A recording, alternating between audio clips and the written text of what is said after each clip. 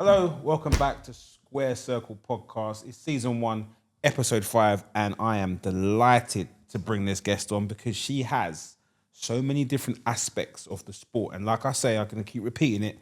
This podcast is designed to show and illustrate the different parts of boxing that people can go down as an avenue, that people can look into, and that people can appreciate. So today on Square Circle Podcast, we have the amazing Aria Wild. How are you? Thank you very much.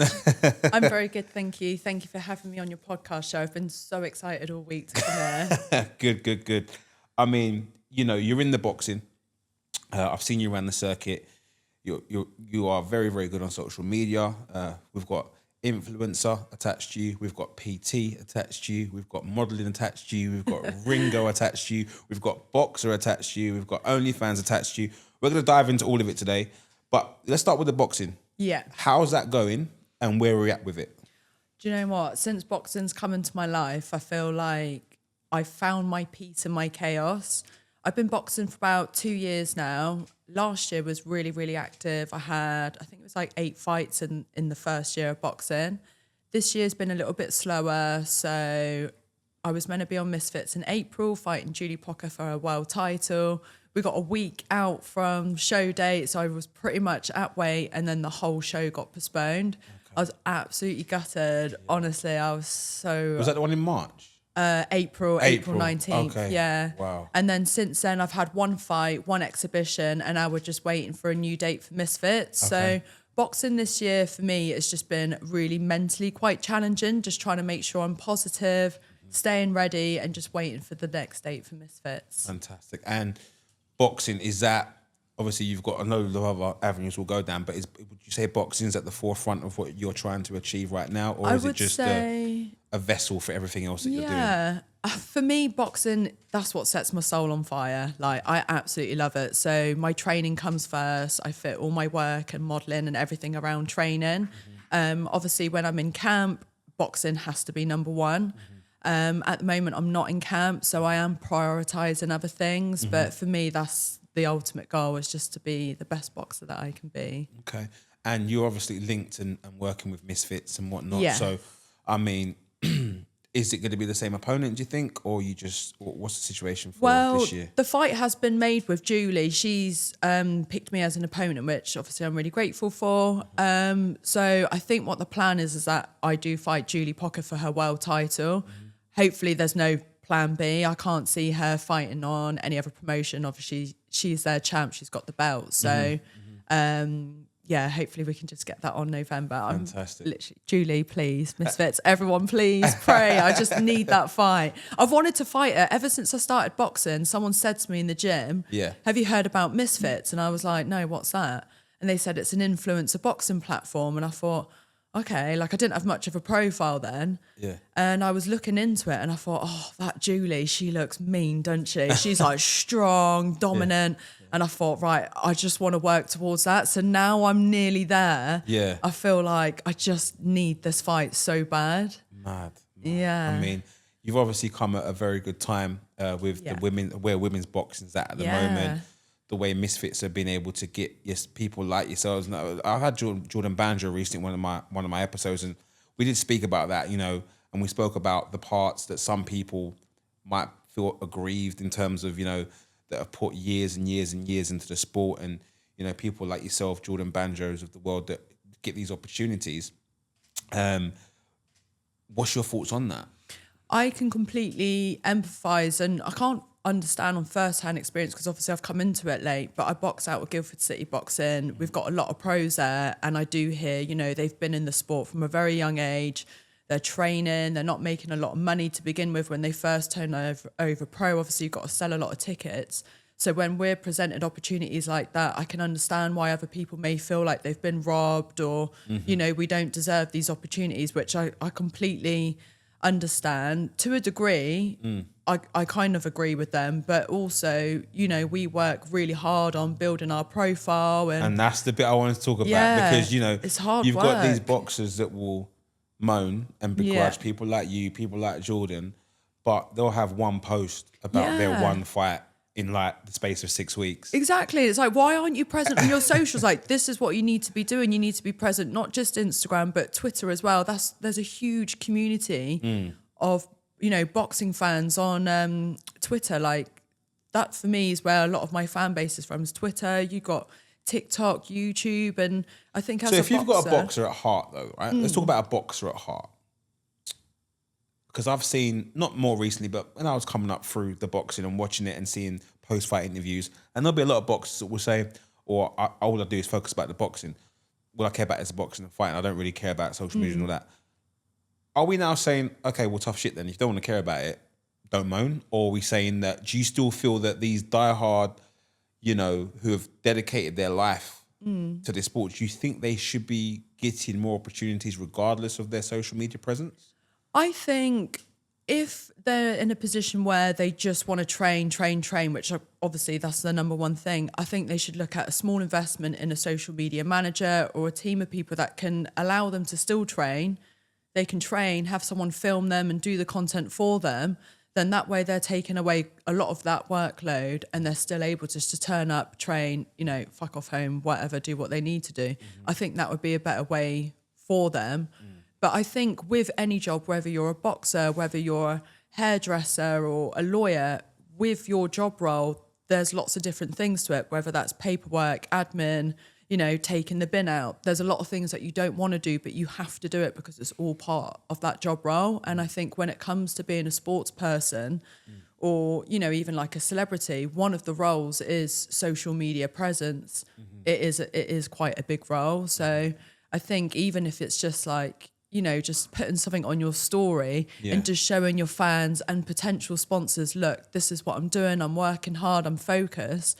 Sponsors will look at that and think, right, she's posting on her socials. Maybe we'll reach out to her and speak about sponsorship. Absolutely. And that's also another way of selling tickets, isn't it? Of course. The more you push it on your socials, the more likely you'll have someone say, oh, do you know what? She's been talking about this girl for ages. Like that fight's been made now. Let's get there. Let's go and show our support. Whether they want you to win or not doesn't really matter. Yeah. It's bums on the seats, isn't it? That's it. Okay, so that's the boxing, which is obviously why we're here. Yeah. But we have other avenues. Let's talk about your ring girl experience, how that started, how it's going, and how important it is in your list of things that we're doing. So I absolutely love ring girling. That for me is like, you know, girls they look forward to dress up and go on a night out with their friends. That for me, that's what ring girling is for me. There are responsibilities and stuff and there are different stresses with it. But for me, it's just a really fun experience. So how I came about ring girling on Facebook, someone in my local town tagged me on a Facebook status. Someone was looking for a ring girl for a local show in Bournemouth.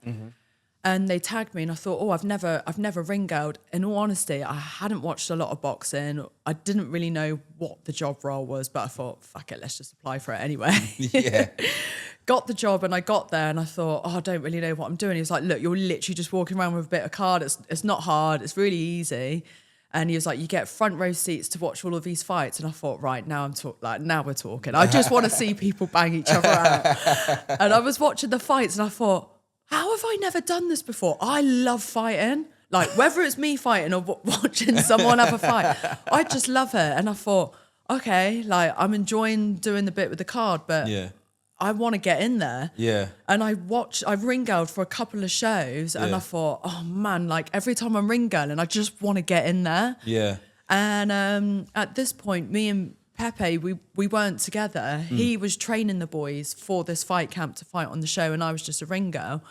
And I started doing a little bit of pad work with my old gym manager, just fitness stuff, nothing technical.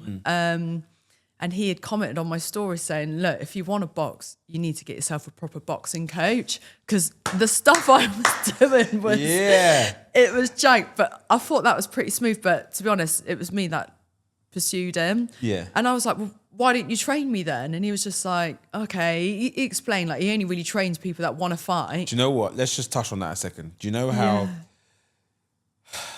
soul destroying it can be to use and tap into your knowledge, your experience on someone who's not really serious about fighting? Yeah. Because people like Pepe and other people like him, even myself, I've put myself in that same category. Like, it's like, okay, I can't do it half-hearted.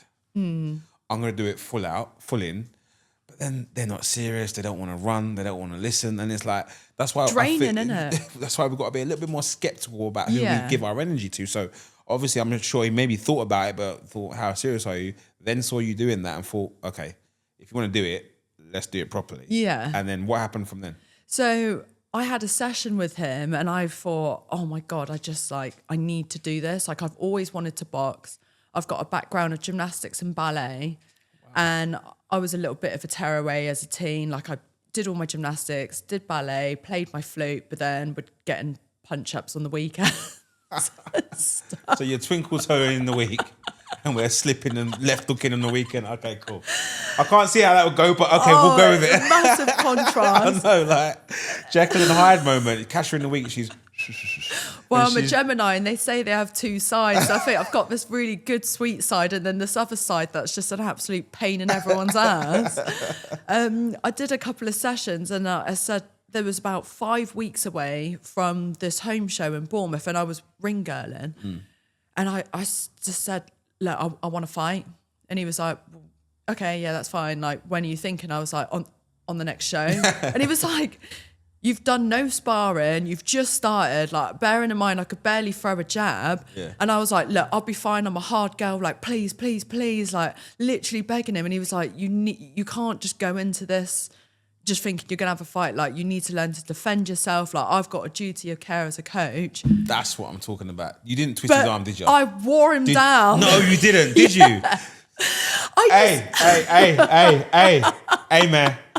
Hey, man. You had it. I'm here banging my frigging sofa and you let her talk you down. Well, I'm a female, aren't I? I wore him down to the point where I was like, please, I beg you. And what were the next 4 weeks like? Because he had to probably do a lot of work. Oh yeah, he was like drilling and drilling and drilling, and I was just like, yeah, I'll be fine. Like, it's cool. Like, I've had fights. Like, I'm going to be fine. It's not going to be like, stop stressing. Oh my God. But we had a great opponent for me. Again, I think she had 1 or 2 fights, same weight, perfect. And unfortunately, she was really, really ill and she pulled out. So we had a replacement. I didn't know anything. He was told she's had a couple of fights, again, similar weight. So he's like, right, okay. I sold some tickets as well. And I said, look, I really want to fight just for myself. I'm not bothered about anyone else. It's just for my own self. And then this girl walked in late to the weigh-in and she had a massive black eye. And I thought, yes, she's shit. Like, she's obviously really shit. So I'm like, ultra confidence, swanning around, giving it all, like thinking I'm the dog's bollocks. Got in the ring and I thought, oh my God, she looked big. Like, she looks a lot bigger. And I thought, maybe it's just like a bit of body composition. Maybe I'm just a bit more musclier. And the first fight, like, I've never looked at a ceiling more in my life than these 2 minutes. My head was snapping back. And I was like, geez, like... Did at any point, did you hear Pepe in your head? You know, that was the first time you went to fight. Did you hear anything echoing, like, of, we need to work on this, we need to defend... Did anything come back at that point? It was just silence. It was just silence. And I thought, Christ, is this what boxing is? And she beat me around the ring. The second round I actually won. I don't even know how. I did get the jab going and I was moving a little bit, but you know what it's like as a novice, trying to get used to hearing everything and getting everything to go together. And everything, Oh, it's just crazy. And then the third round, it was close, but she beat me. And I got out the ring. She'd obviously won. And I was so happy. I was like just buzzing. And the promoter was like, right, we need you to ring her. We got the Santa's outfit. And I was like, come on then. Got in this Santa's outfit. Let me get this right. You finished your fight and they want you to go on ring girl. Oh my goodness. I'm in the ring with this Santa's outfit with my wrap still on, a black eye, just loving life. And I just thought that was amazing. That was such a fun fight. And I found out the girl I fought had 34 fights and she was 12 kilos heavier than me. So a complete mismatch. But I thought, do you know what? Give me a girl that's my weight and my ability. Like, I feel like I've got a lot of confidence from that, yeah. But then 4 days after the fight, you know, when the adrenaline drops down, I said to Pepe, I said, if this is what boxing is, I don't know if I just want to get beaten up. Like I felt like I got beaten up. And he was like, come on, you got to have mental fortitude. Like you stuck it out when most people would have just walked out. Yeah, absolutely. And he was like, we'll find you another fight, your ability, your way, and we'll go from there. And since then it's been... It's the hardest part about one of the there's loads of hard parts about boxing, but it's a hard part about boxing is when you've got someone like Pepe who's obviously got your health and your interest at heart. But say it wasn't who he was just a coach, right? And you get to a show and the opponent's changed. You've sold tickets, your friends are coming. This opponent maybe has been brought into basics, you can have a fight. Because if it was Dan, I don't know Pepe as much as I like to, but from knowing the man who he is, if it was down to him, he said, no, we're not fighting. Yeah. But then it would have been you going, no, I want to fight, and people have come, and this is what promoters and events rely on sometimes. That opponent's pulled out, I've got you this person, do you want to fight or not? And it's like, I think it needs strong people to go, do you know what? No. Yeah. Because you've seen the 3 rounds. But someone with 34, that I would never, ever... Crazy. The thing is, we didn't even know until after, when me and her were chatting upstairs, and then when I, spoke to Peps about it, he was just like, he had no idea. The promoters had led us to believe that, she had a couple of fights. And got to be so... Yeah, and I think this is this is why I can see why pros look at unlicensed boxing and think, it's... The health and safety isn't as fine-tuned as the pro shows. I want to touch on that because there are some entities like Quest Boxing League, someone I've worked with for many, many years, that their health and safety and the way they're very meticulous in what they do, there are some that people are using gloves that have got blood on that I've been at. I'm like, what the hell is going on here? People like yourself, 12 kilos. I know, it's crazy. What are we doing here? And I think it's credit to you that you'd be able to get through those 3. But let's have it right. If that was a girl at your weight that had those 34 fights, it could have been completely different. Yeah. And it's like I said, it's one of those things where it's like you got a side that wants to fight, that's done everything they're supposed to do. You made the weight, sold your tickets. B side could be anything. They could be 12 kilos over. They could be someone who is a knockout. You just don't know anything. You are hoping the promoters can just have an honest conversation and say, listen, she's got more experience than you, but we've spoken to her. She's been brought in last minute. Those sort of things. Yeah. But just not knowing that after, I think you should have took more positives from the after, in my opinion. Oh, definitely. I know you had the come down. Yeah. And it was like, oh my God. It's such a weird feeling, isn't it? The come down after a fight. It's like you're on this high and then all of a sudden it's like... reality kicks back in. Yeah, what now? And that's then why it's I like think a lot of boxers go on longer because nothing can replicate that. I mean, I've been thankful that I can replicate that feeling from seeing other people get their hand lifted, but nothing will ever really replace you knowing or you waiting to know if you've won that fight and going through that process. But that's boxing. Looks like you got the raw end of it early on. I'm so pleased that was my first fight. Wore down Pepe, got in there. She's 12 kilos heavier. Your head's being snapped. I mean, you've had like a quick tutorial of what boxing is very, very quickly. I'm pleased that was my first fight because, like Pep says, he'll say to other people, one thing that showed was that I've got heart. Oh, yeah. And for me, like, if I've got a goal, I might have to crawl through broken glass. I might have to, cry on my journey, but I will get to the end goal. I'm just such a driven, determined person. And now I'm just like, I feel like I've got so much to prove to myself because I actually rematched the same opponent exactly a year later. And she was coming down in weight, I was coming up in weight, and she messaged me the day before the fight and she was like, mate, I'm so sorry, I can't make weight. I think she was 5 kilos heavier. And I was like, I want the fight still. I was like, please. And she was like, are you sure? I was like, yeah, I'll still fight you. Yeah.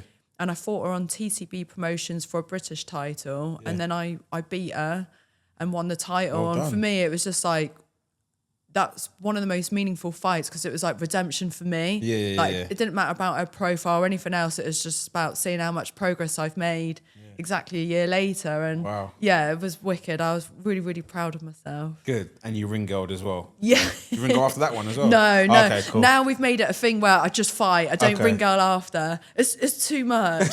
It's too much. That's boxing and ring girl. And on that ring girl boxing transition, I mean, I've had Abigail Mambi on here. We know about Carla J. What is it about these ring girls that are now going into boxing? What's the word on the ring girl circuit? Is there any others that are going to be coming out and doing that transition? I think there was a girl called Tan. She's fought on DKM. She ring girls as well, and I think she's looking at getting back out again. But I think the girls, because you're watching the fights firsthand and you can just see all of the excitement. And I think if you're naturally into your sports and you naturally want to test yourself, I think if they're doing a little bit of boxing anyway, which most people are, if they're having something to do with boxing, whether you're ring girling or it's definitely a new generation though, because I've been down boxing for a while and I've never known a ring girl want to pick up. No, and now there's like a lot of you at the same wanting sort to of do time, it, which is good. It's great, and obviously people will go, oh, what have they got to experience? But if you're sitting ringside at these fights, that is free education experience without even. I learned so much knowing, ringside. You know, there's a corner man, there's a referee. You're hearing instructions, and all that stuff adds to experience. People might not notice, but it is because you're sitting there and you're watching it. You're like in a classroom, and exactly. It's better than I don't really watch boxing too much on the telly because I feel that with the commentary they can kind of narrate who looks like they're winning more than what's actually going on. And when you're actually there and you can hear the corner team and you can actually see the impact of the punches and he didn't listen to the corner team, which has resulted to that. You see firsthand not what to do. You listen. Yeah. So before. You listen.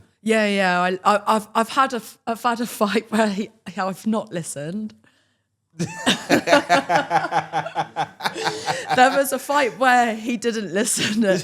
And there was a lot of shouting and banging. And I got to the corner and I was like, I might just go to my opponent's corner for a drink. I don't think I want to go there right now. I think, the heart, listen, we can go through drills, we can go through pad work, we can do sparring, but it takes a certain mind to be able to execute instructions. Yeah. And I don't think anyone intentionally doesn't want to do the instruction, but there's many things that can come into play as to why it doesn't execute. But I think if he's banging, you definitely ain't listening. Do you know what I'm saying? Like, if there's force of the canvas or the hands, then you weren't listening, girl, so you probably deserved it. I did. I went back to the corner and he was like, are you, like, genuinely, he was like, are you okay? And I was just like,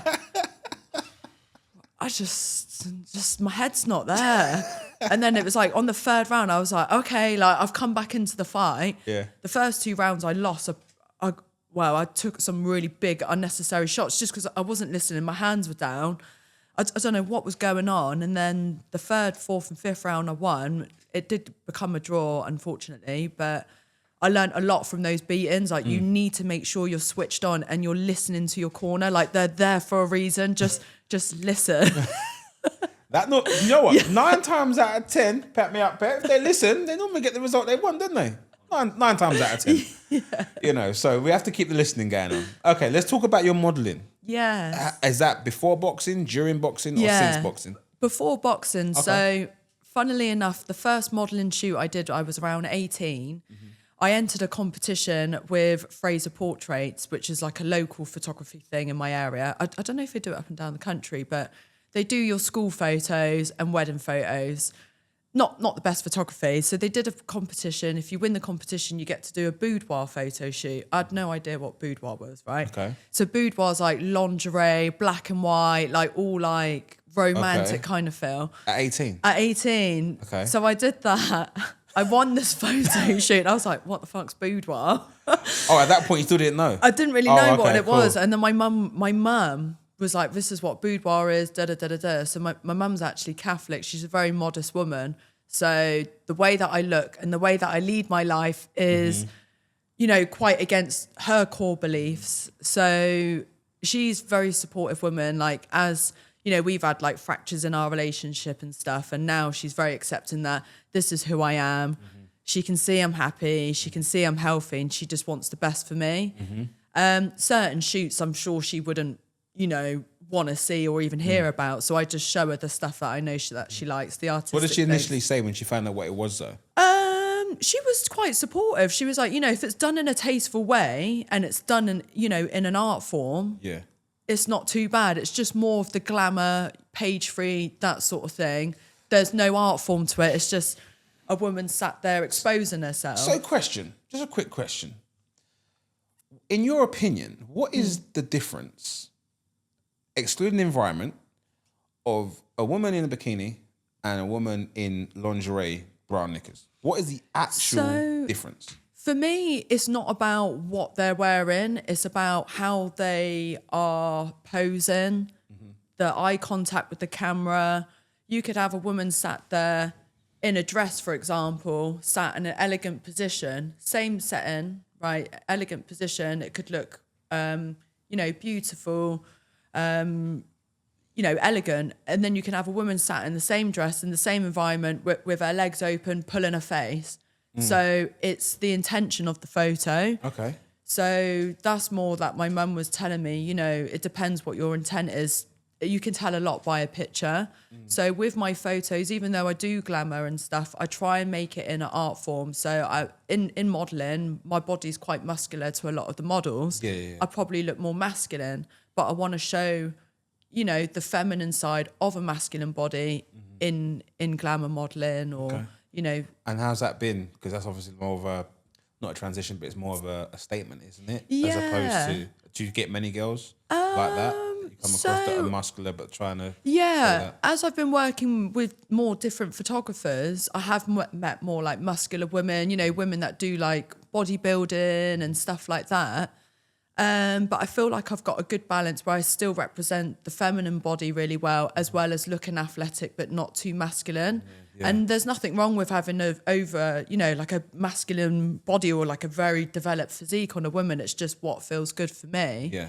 But I just like to create a story in my pictures. So whether I'm wearing lingerie or a dress or, sportswear, what is the setting here? What are we trying to tell the viewers? And then I just like to find a nice caption that captions that beautifully as well.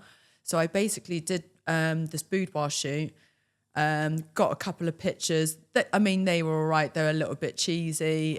And then I was going to a hairdresser's and they said they needed a model for a wedding fair. And I was like, well, I don't mind doing it and just Are you just stumbling across all these opportunities? Yeah, so I was about 19. Remember the Jordan Banjo thing with these? Like, they just seem to just stumble come across, and then you take it with both hands sort of thing. Yeah, okay, that's good. It's good. I stepped in as a model, so I was doing like a catwalk for like wedding dresses. Yeah. And then the same hairdressers were like, look, we'd really like to use you for some hair competitions for like L'Oreal and Wella. So I was like, okay, fuck it, let's do that. Did that for a little bit. And then I kind of like fell out of love with modelling because I wasn't really enjoying the work that I was doing. I felt like... It's so mad it's so mad in every industry that I've come across. Like, for instance, like boxing isn't just about the fight on the night. There's the media, there's the promote. Do you know how many people don't like certain sides of the thing they're in? Yeah. And I feel like, is that lack of communication of what something is? Because when you think modelling, how you just explain the modelling, it's never been explained to me before. Yeah. That you think about the art form, what you're showing to the audience, what the audience is seeing, how you're coming across. I just think, snap, put something on and move on. Yeah. Do you know what I'm saying? And when box, I think people think, I want to box, I want to train, I want to spar, and I want to fight. But ultimately, there's travel involved. There's media involved. And some people literally hate that side. I just couldn't imagine doing something that I hate. That's why I ended up coming out of it, because I thought there's bits that I love, bits that I don't love. And I think even with the things that you do love, there are going to be elements that you don't love as much. But on a whole, 99.9% of it you love. It's just finding that path on that journey that you're like, right, this is for me. And I think you truly feel it. I did a little bit of fitness modelling and I thought I'd love that because I've always been into sports, but I've really disliked it. I felt like I felt like I was working my body really, really hard and it was all about how my body looked. And the more you look at your body, I thought, I need to be more muscular. I need to be bigger because in certain pictures you look smaller than how you actually look. Mm-hmm.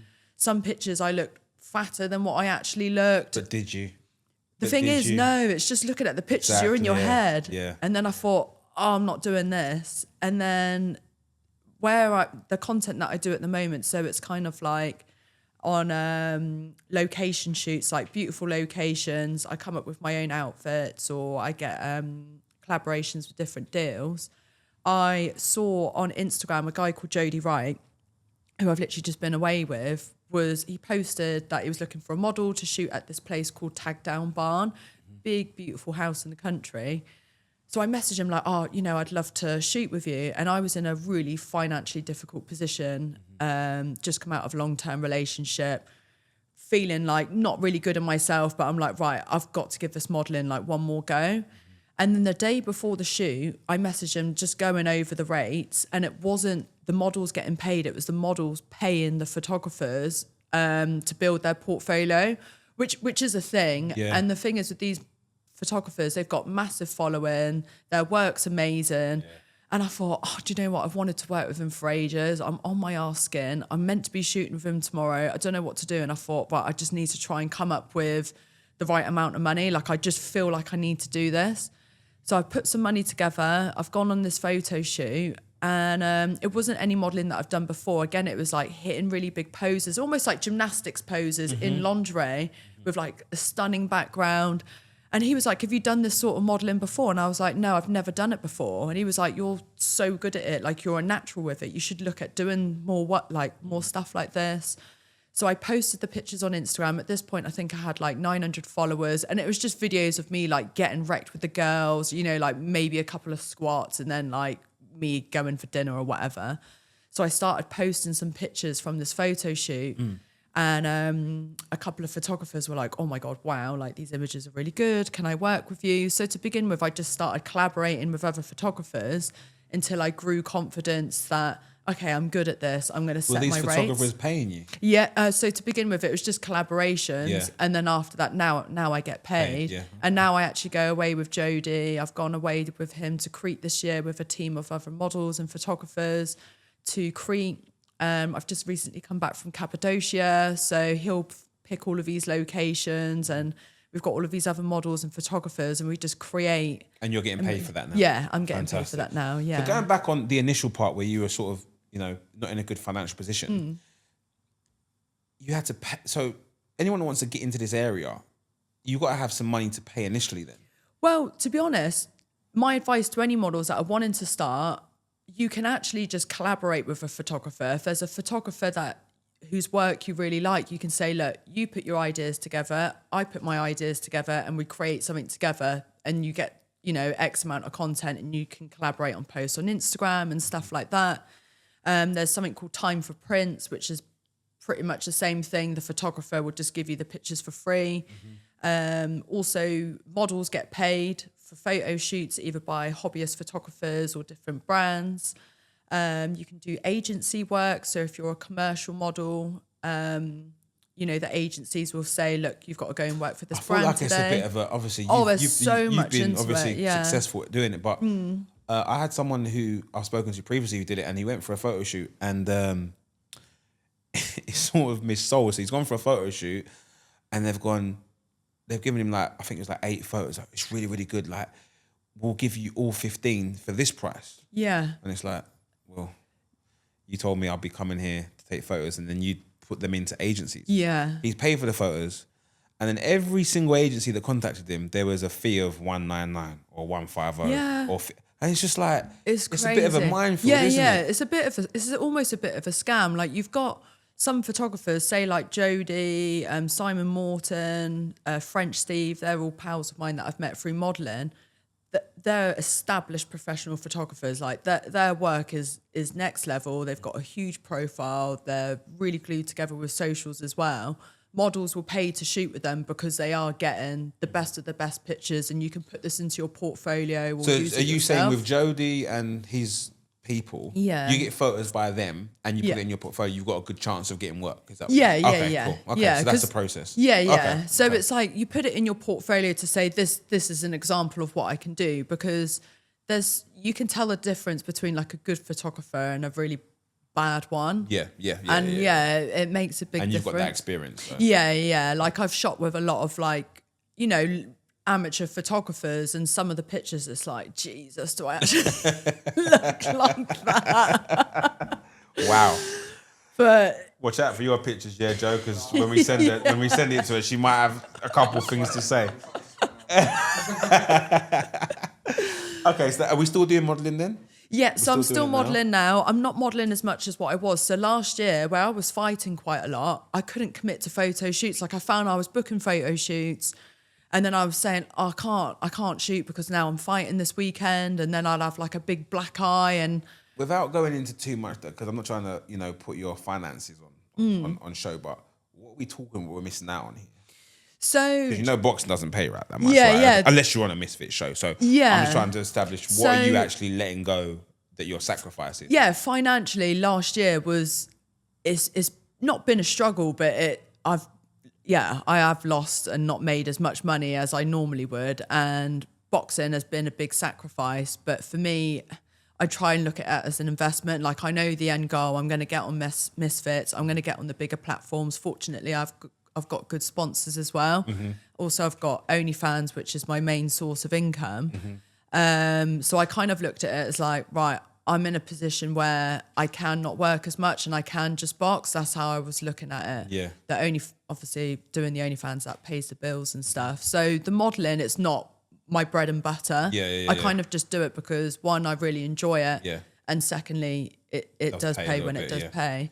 Well, so that moves us straight into the OnlyFans. Yeah. What is it we do? How did you start it? And how's it going? I started OnlyFans just before the photo shoot I paid to do with Jodie. So I just started OnlyFans. I got my photos from Jodie's shoot and I was posting them on Instagram, and I had just like a natural interest of people wanting to see different content and stuff. And some of the photographers that I was working with after Jodie, I was doing art nude, which is not wearing any clothes, but in a tasteful way, again, hitting nice poses, even artistic poses or bodybuilding poses. So where did you, this is, everyone you said so far said that it's been natural. Yeah. So have you had any training? Have you done it? Or is it just a case you and the camera just work? Ever since a young age, my mum said as soon as she would get the camera out, I would be like, like just loving it. And I still feel like I'm like that now. I just feel like I'm with a friend with a camera. Yeah. I just love it. Okay. But I started doing some like nude and art nude with other photographers, and I thought I can't obviously post it on Facebook. And Instagram. Definitely not. Yeah, definitely not. Okay. Instagram's like, touchy. Yeah. You can't post certain things on there. And I thought, sod it, I'll just put these things on OnlyFans because they're pictures that I find like they're stunning. Yeah. Photographers and models will really appreciate it. And other people, if they feel a sexual connection to it, then they do. I mean, people feel turned on by all sorts of things nowadays. I'm just going to post it. I want those pictures there for me. Yeah. And I just started posting my link and just like, more people showing interest. But now my content's changed slightly on there. I do more of the dominatrix side of content, which I feel really at home with. You do. Just kind of bossing men around and telling them what to do. And wow, in just images or videos? Videos, well? yeah. Wow. Okay. Videos, so either private video calls, custom videos, and pictures as well. I like a teaser. Okay. But I have a bit of a love-hate relationship with OnlyFans. Sometimes I'm just like, man, what is my life coming to? Like, how am I dealing with this sort of stuff? Like, why didn't I just get a proper job, get a salary? I don't have to dress up and say weird fucking shit. And then other days I'm like, what's the weirdest thing you've had to say?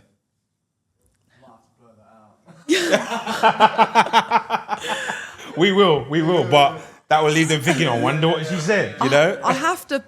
Sometimes men want to be humiliated about their manhood.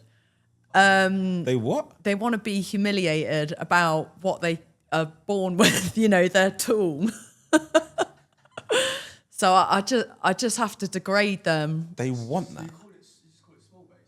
Yeah. They really just want to be made to feel unworthy, that they don't stand a chance with you, and what they have is small, minute, disgusting. You should do a side business with therapists that you can like refer them to and get like a kickback, because I think some of these people might need a good talking to. Well, but okay. Funnily enough, when I first started OnlyFans, a lot of the guys that were coming onto my page, I was posting a lot of gym content on my Instagram, and guys would be like, oh, could you check out my deadlift? Could you like check out my squat? Like paying me to watch videos of them train. And I'm like, this is amazing, because I know some girls do some crazy shit on OnlyFans. I'm literally getting paid to watch guys like deadlift, talk about nutrition.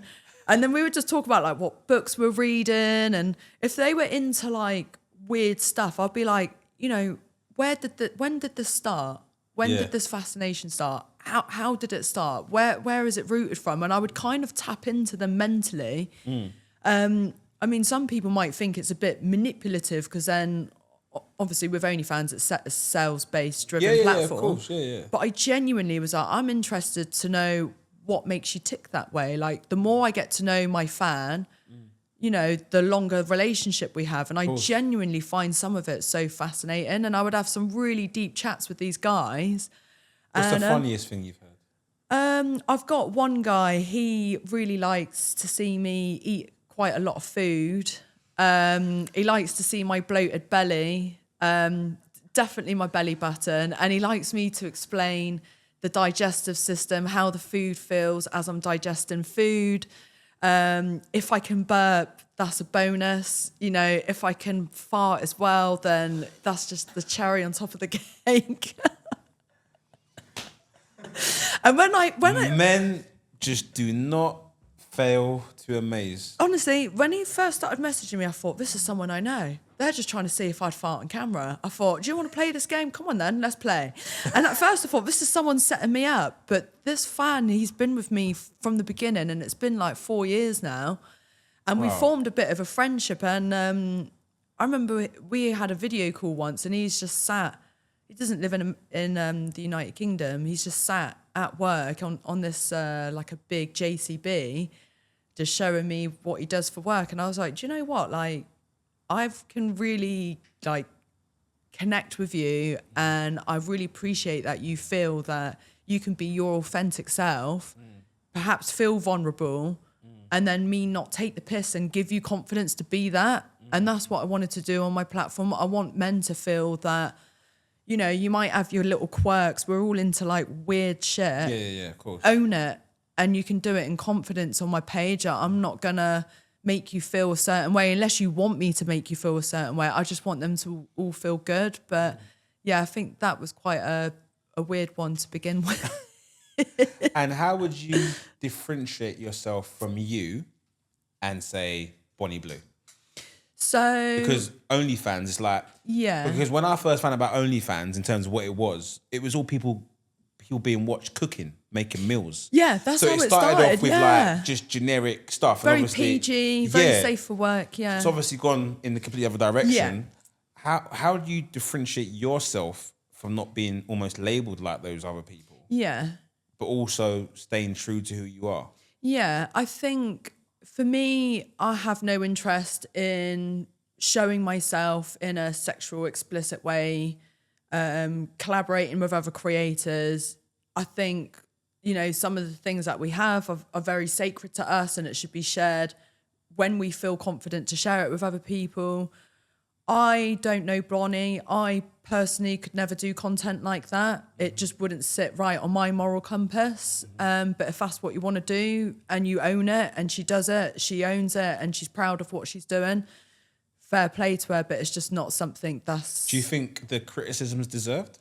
I think when you're working on social media, you're opening up to people saying whatever. Like, I know if I'm going to do a post, I'm open to people saying really nasty stuff. You're putting yourself out there. And how do you deal with that?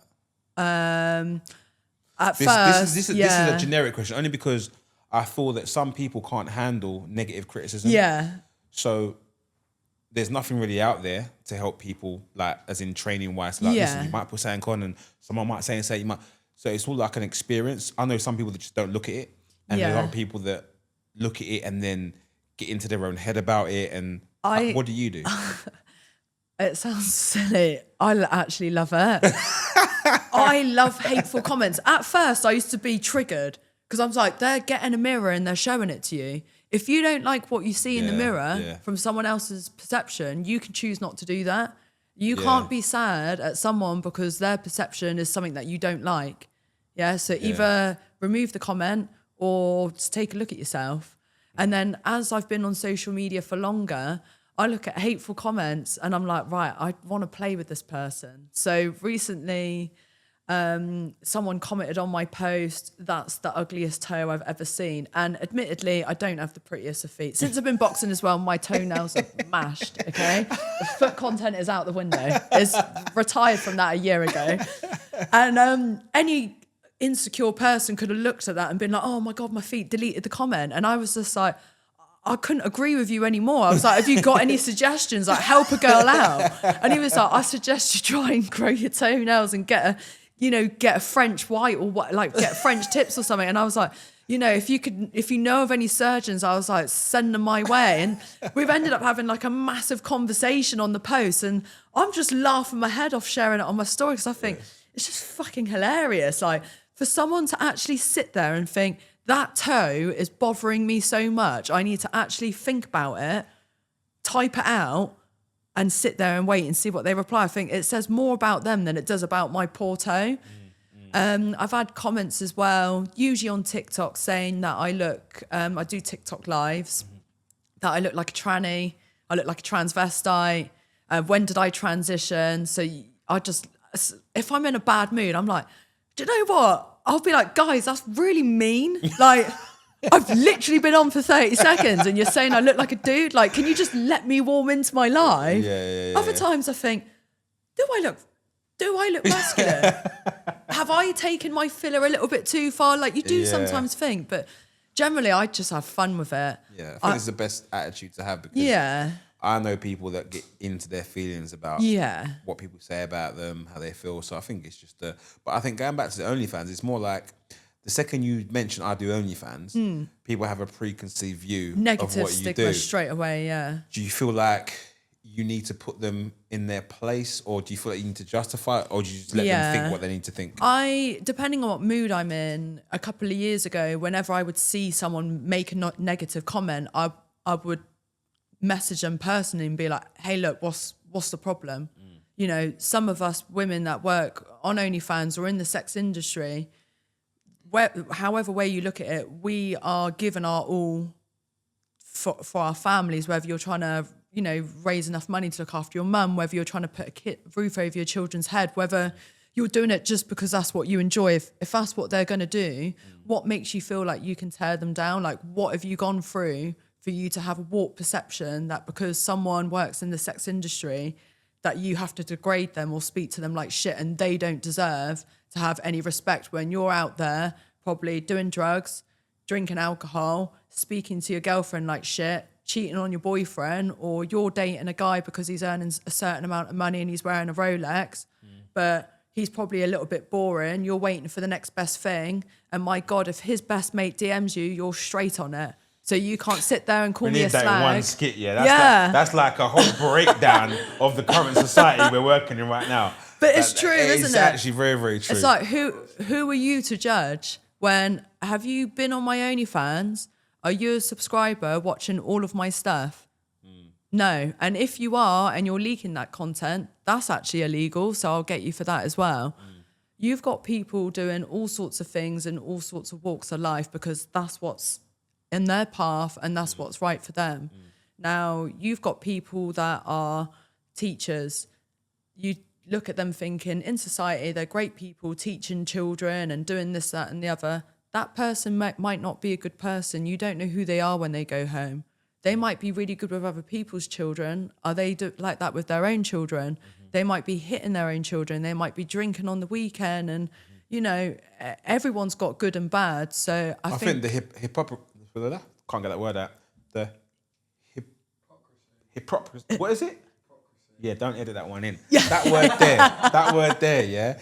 It's like you said, there's a teacher who does a great job doing X, Y, and Z, but that same teacher could be logging on to your thing at night. Yeah. So in society, they looked as he's following the society way, but then he's diving into the deep, dark world of whatever. So I think just finishing off on OnlyFans, I think it's more of I have to agree and admit that I've never had it explained to me like that.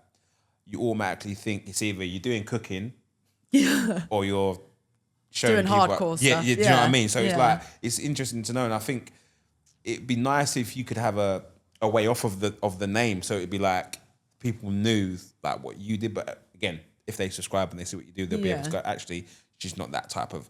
Just lastly on Bonnie Blue, because she's brought up on the last podcast, is that I know you can be very on the fence with it, and you know everyone can do what they want to do, but what is your actual, as a woman, your thoughts on what she's done? I think the encouragement of young women to be, you know, very sexually driven and having multiple partners and stuff, I see is very damaging. I think the way that society is now, everything's quick, whether that's a relationship, food, or buying something, everyone and everything is accessible. I find that very damaging. And I think that we need to go back to our old-fashioned ways and teach young people, whether it be boys or girls, that you need to go through a process with people of getting to know them as a human being. Then you get to know them as a friend. Then you can court. Then you can date. Then you can get in a relationship before you give yourself to someone. I think a lot of us have made mistakes where we've jumped into bed with someone, whether that's for content, for the content creators out there, or on a night out, or whatever it is, and things go wrong. And I think if people are promoting you can have sex with someone to get whatever it is, I think that is very damaging. I have been on Bonnie Blue's X before, and it's not my cup of tea. It's not nice to watch. And I can imagine, you know, her parents and her family would look at that and feel... So what would you say the cut-off point is on portraying or showing a character? Because let's be honest, some of these people, it's a character they're playing. Yeah, and where would you say definitely. the cut-off point is? Because, you know, watching Denzel Washington in a film of Training Day or whatever, it's like, oh, that's just him playing a character. But some of these people are on social media, they're playing a character. Yeah. But people seem to want to they take everything so personal. Yeah. And it's like, what are your thoughts? Because obviously, who you are is potentially different to the person you portray in your art form. Right? Yeah, so definitely. It's a character. So where do you think the line is drawn in your moral compass?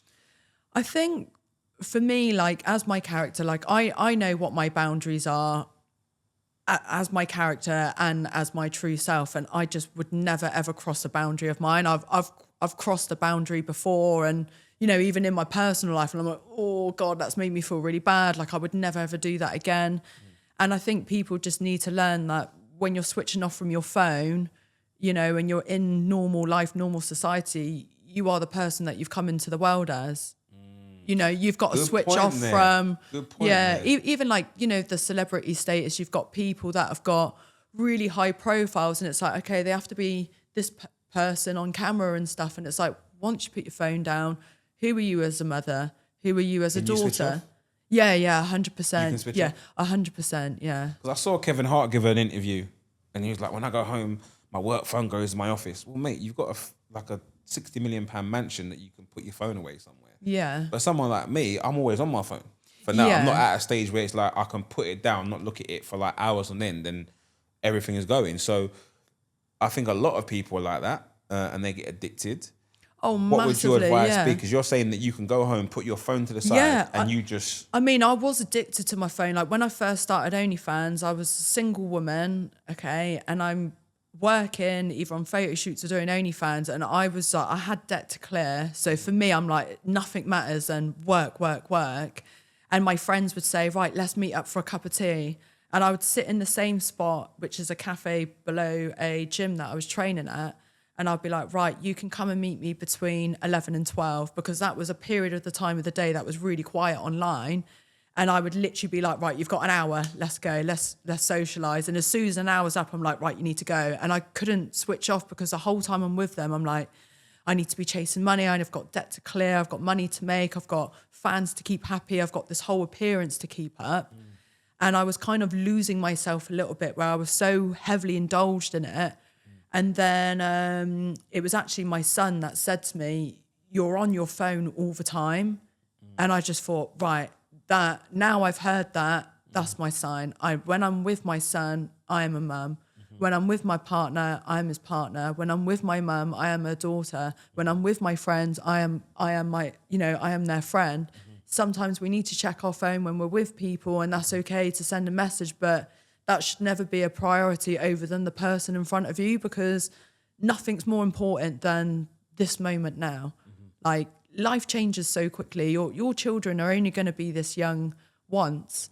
Do you want them to look back on their years and be like, yeah, my mum made a shitload of money and she was good at boxing, but we never spoke, we never laughed, we never went out, we never did fun things. Do you want them to look back and think, we had a great childhood? Your children don't care about how much money you make. And if they do, and if they only care about the Ferrari or a little Louis Vuitton handbag, I believe you've raised them wrong. It's about spending time together and making a journey, making experience out of it. So even like Peps has pulled me a few times and said, look, you know, sometimes I'm on my phone and he's trying to talk to me and I've been like, yeah, like blatantly not listening. And he's had to pull me. When I'm talking to you, I'm talking to you, you know, just nothing can be more important unless, you know, is someone dying on your phone? Like, what's going on? Yeah. And it's good that you can check in on each other, whether it's your friends, and be like, look, you're on your phone too much. Let's just come away from it. But now I can just switch off. Like, I can relax in the evening and just chill.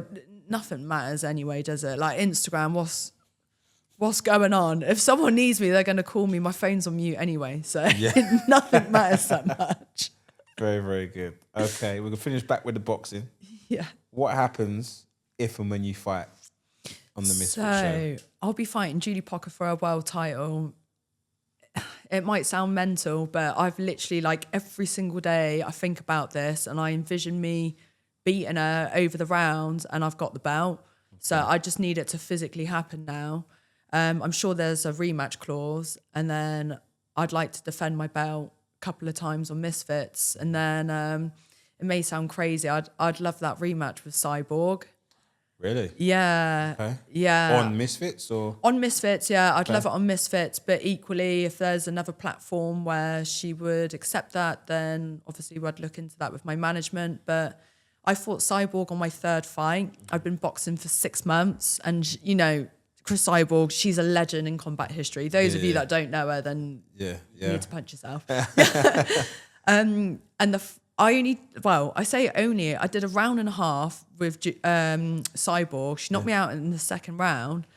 And I think for me to last that long in a fight where I'd literally had fuck all experience, I feel like I got something special. And like now I've been training really hard. I've got a good team around me. I feel that if she was to accept that rematch, it would be a lot more competitive fight. And I just want to see again how far I've grown from that fight that I took with her. I'd love that fight again. Wow. I mean, she's scary. She looks very scary, to be honest. She is fierce. And she's strong as well. She's strong. Yeah, she's a big puncher. Yeah, very big puncher. But from that fight,